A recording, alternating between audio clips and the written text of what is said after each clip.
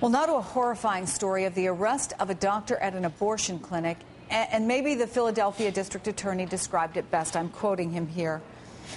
My comprehension of the English language can't adequately describe the barbaric nature of Dr. Gosnell. He's talking about Kermit Gosnell, the owner and operator of a women's clinic where police say hundreds of babies were likely murdered over 3 decades. 2 women at least died, while he made millions of dollars in the process in the most gruesome ways possible. Investigative crime reporter Michelle Sagona joins me now. I know that you have got the very latest information on this. It started, they went in there looking for some drug charges. What did they find when they went inside this clinic? Well, initially they had some reports that there were some illegal drugs going on and some activity. So they went in, they got the search warrants, they started to search over some things, and that's when they discovered babies' feet inside of jars, fetuses all over the place. There were women in the waiting room that were moaning and in pain. There was blood on the furniture. You described them as dazed and confused. There was blood all over the furniture, all over the place. The disposable medical material that you're supposed to throw away had been used time and time and time again. There were cats running around that had urinated all over the office.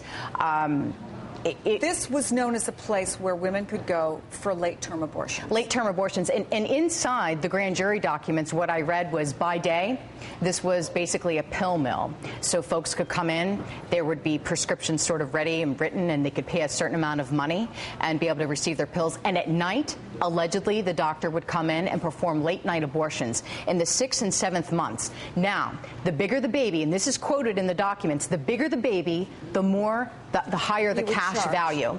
And he would bring those patients in on Sundays with his wife.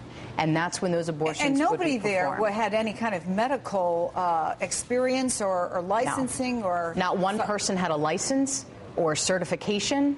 They were working there during the day. When the initial investigators went in, Chris, and they started on this drug investigation, they found a 15-year-old working and passing out prescription information. This was a 1 year long investigation. I spoke with the DA's office within the last hour. They started this investigation in February 2010, and then they worked all the way up until this point, until the arrests were made. We should say that he allegedly lied to a lot of these women who thought that they were less than 24 weeks, which is yes, legal. He did. He used the babies might be 7 months old. This quote, they said he would joke about these babies, that he would deliver live, and then they say murder them, saying with one scissors. was so large it could walk me to the bus stop. That was a quote from the doctor, that these babies they were that large, and they were coming out, they were living, they were breathing, they were squirming, and allegedly, and this is very graphic, I just want to warn you now, he would take the scissors, sever their spines, and he would call that snipping.